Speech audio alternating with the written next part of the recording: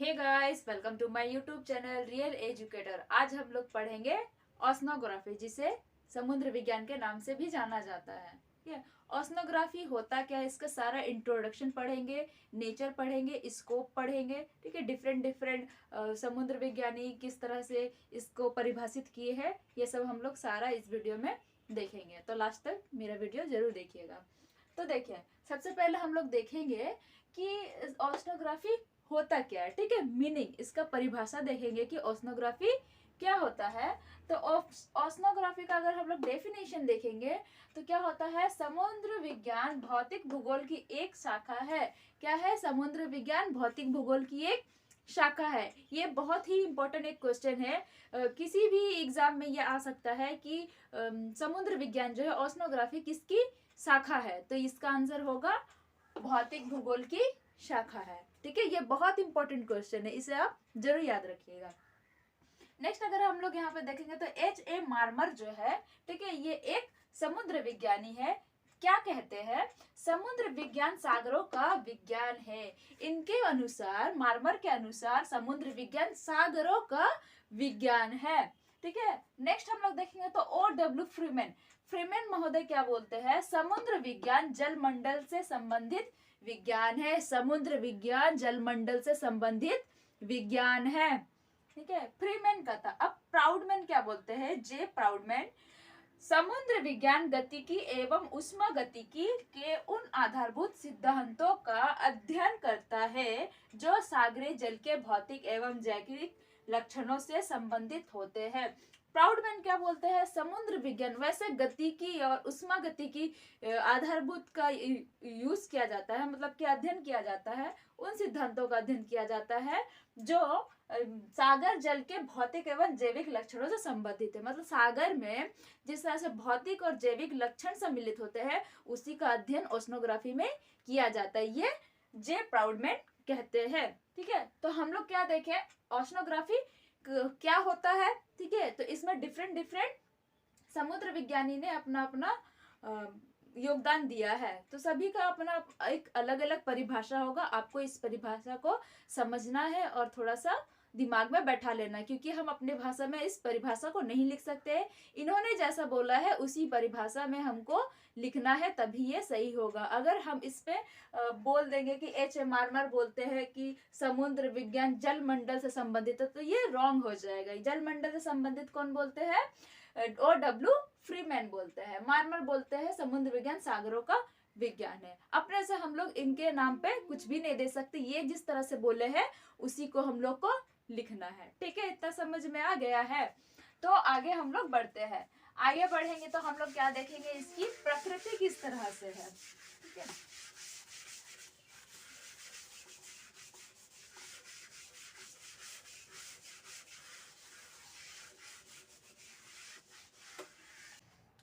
तो आगे हम लोग देखते हैं ओशनोग्राफी का नेचर, देखते हैं प्रकृति किस तरह से होता है।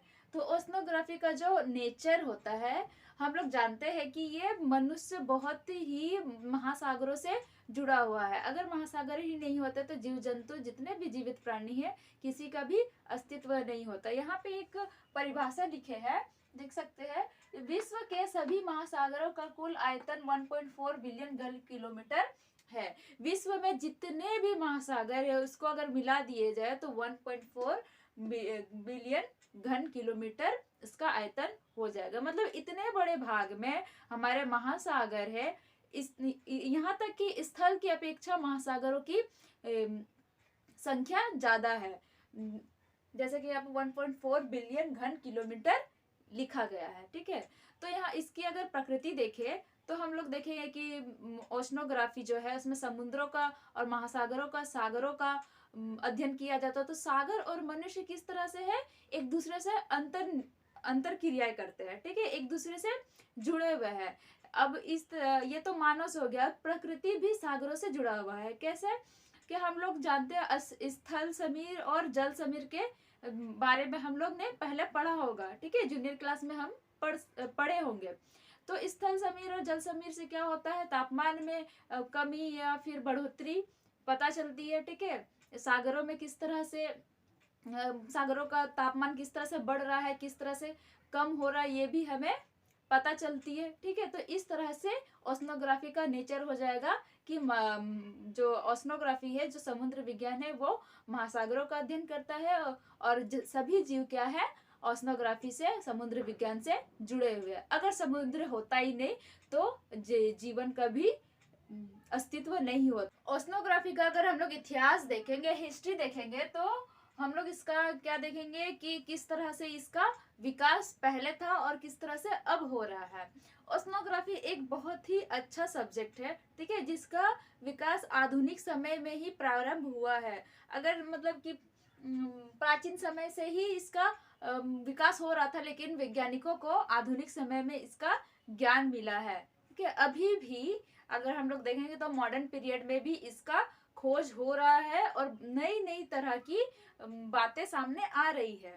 ठीक है, तो समुद्र विज्ञान जो है वो ग्रीक भाषा से बना है। ठीक है, ये बहुत ही इंपॉर्टेंट क्वेश्चन है, हर एक एग्जाम में आता है। ओशनोग्राफी किस शब्द से बना है? ठीक है, इसमें बहुत सारा ऑप्शन दे दिया जाएगा, ग्रीक, जर्मन, अमेरिकन। ठीक है, इस तरह से बहुत अलग अलग तरह का ऑप्शन दे दिया जाएगा। तो ओशनोग्राफी जो है ये ग्रीक भाषा से बना है। ठीक है, ग्रीक के कौन भाषा से? ओकेनोस, जिसका मतलब होता है पानी। ठीक है, ओकेनोस मतलब होता है पानी, जो सभी तरफ से पृथ्वी को घेरा हो। ये हमारा पृथ्वी है। ठीक है, पृथ्वी को सभी तरफ से क्या है, जल से घिरा हो। ठीक है, तो इसी को बोला जाता है ओकेनोस। अब ग्राफिन, ग्राफिन मतलब होता है वर्णन, मतलब इसका वर्णन करना। ठीक है, इसका एक्सप्लेनेशन जिसको बोल सकते हैं हम लोग, ग्राफिन का मतलब होता है। ठीक है, तो समुद्र विज्ञान का ओकेनोस प्लस ग्राफिन बोला जाता है, जो पानी का वर्णन को ओशनोग्राफी कहा जाता है। ठीक है, दोनों को मिला देंगे तो हमारा इंग्लिश वर्ड का ओशनोग्राफी बन जाएगा। ये ओशनोग्राफी को सर्वप्रथम 1884 में दिया गया था। 1584 में इसका नामकरण हुआ था। मतलब कि तो इतिहास के बारे में हम जानेंगे कि समुद्र विज्ञान के जनक कौन है। ठीक है, ये भी बहुत इंपॉर्टेंट क्वेश्चन है, हर एक एग्जाम में ये पूछा जाता है, समुद्र विज्ञान के जनक कौन है। तो इसका आंसर क्या होगा? मैथ्यू फोर्टेन मोरी। ठीक है, मैथ्यू फोर्टेन मोरी, कहीं कहीं मौर्य भी दिया जाता है। ठीक है, मैथ्यू फोर्टेन मौर्य। ठीक है, ये एक अमेरिकी वैज्ञानिक थे। ठीक है, उत्तरी अमेरिका के थे ये। और ये जो मैथ्यू है, ठीक है, ये भौतिक समुद्र विज्ञान के भी जनक कहा जाता है। ठीक है, 3 नाम से इसको जाना जाता है, भौतिक समुद्र विज्ञान के जनक, आधुनिक समुद्र विज्ञान के जनक और समुद्र विज्ञान के जनक। ये तीनों का आंसर होगा मैथ्यू फोर्टेन मोरी। ठीक है, अब और एक इंपॉर्टेंट क्वेश्चन है, जैविक समुद्र विज्ञान के पिता किसे कहा जाता है या फिर जनक किसे कहा जाता है? जैविक समुद्र विज्ञान के जो जनक है वो है एडवर्ड फॉबर्स। ठीक है, एडवर्ड फॉबर्स। तो हम लोग देखे थे क्या कि जो जैविक विज्ञान है उसका विकास क्या हुआ था, पहले किया गया था, लेकिन उसका जो नामकरण जो किया गया था, इन्होंने क्या किया था, एडवर्ड फॉबर्स ने सबसे पहले जीवों का उन्होंने उत्पत्ति किस तरह से होता, मतलब उनके जीन के बारे में इन्होंने बताया था। तो इसीलिए इसको जैविक समुद्र विज्ञान का पिता कहा जाता है। चार्ल्स डार्विन एक बहुत ही प्रसिद्ध साइंटिस्ट है। इनका नाम बहुत ज्योग्राफी में बहुत ही योगदान के लिए जाना जाता है। ठीक है, बहुत बड़े बड़े योगदान दिए हैं इन्होंने क्लाइमेटोलॉजी में भी अपना योगदान दिया है। ठीक है, तो इस तरह से बहुत सारे स्कोपों में भी इन्होंने अपना योगदान दिया है। तो चार्ल्स डार्विन ने जो ओशनोग्राफी में क्या किया कि सबसे पहले, ठीक है, प्रवाल द्वीपों की उत्पत्ति कैसे होती है इन्होंने ही बताया। ठीक है, चार्ल्स डार्विन ने प्रवाल द्वीपों की उत्पत्ति किस तरह से होती है इसका इन्होंने बताया। अब देखो बेंजामिन और लुई जो है वो उत्तरी अटलांटिक में जो समुद्री धारा है, ठीक है, उत्तरी अटलांटिक की समुद्री धारा का सर्वप्रथम पता लगाए थे। ठीक है, एंटिनो महोदय दक्षिणी अटलांटिक समुद्री धारा का पता लगाए थे। एंटिनो जो है वो दक्षिणी अटलांटिक समुद्री धारा का पता लगाए थे। ये बहुत ही इंपॉर्टेंट क्वेश्चन है, ये आपको नेट, सीटेट, पीजीटी, टीजीटी सभी में आपको ये काम आएगा, तो ये आपको याद रखना है।